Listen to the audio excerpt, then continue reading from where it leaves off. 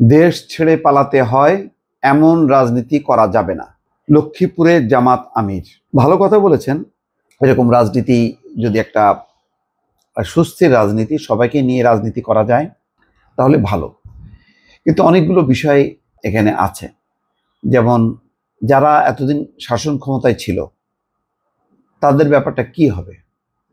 এটা কি নিষিদ্ধ করে নিশ্চিহ্ন করা যাবে, অথবা মানুষ কি একেবারেই পুরোপুরি ভুলে যাবে? যদি না ভুলে যায় এবং নিশ্চিহ্ন করা না যায়, আর আওয়ামী লীগ যদি বেঁচে থাকে, রাজনীতিতে থাকে, তাহলে আজ হোক কাল হোক রাজনীতির পট পরিবর্তনে তারা যদি আসে, তারা কি এই গণঅভ্যুত্থান, এই বিপ্লবের বিরুদ্ধে কোনো প্রতিশোধ নেবে না? এটা কিভাবে নিশ্চিত হবে?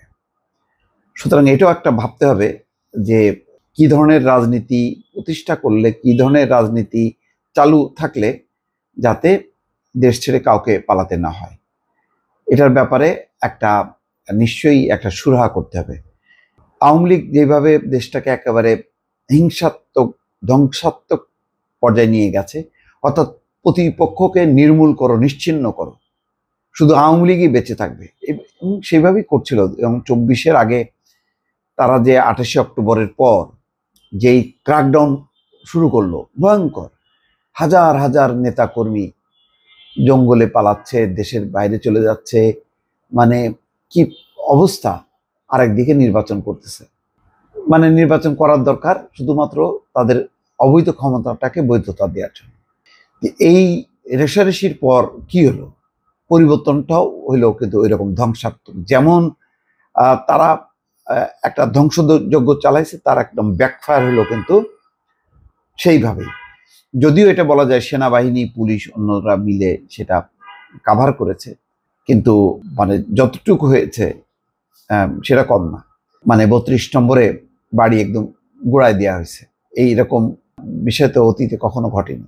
আবার শেখ হাসিনা কি করছিল?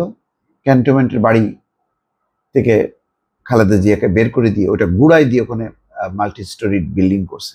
32 নম্বরে তো তাও এরকম কোনো কিছু হয়নি এখন পর্যন্ত। যাক, ধ্বংসাবশেষ থাকলেও আছে, হ্যাঁ, কিন্তু ওই জায়গায় তো আর মাল্টি স্টোরিড কোনো বিল্ডিং তারা করেনি।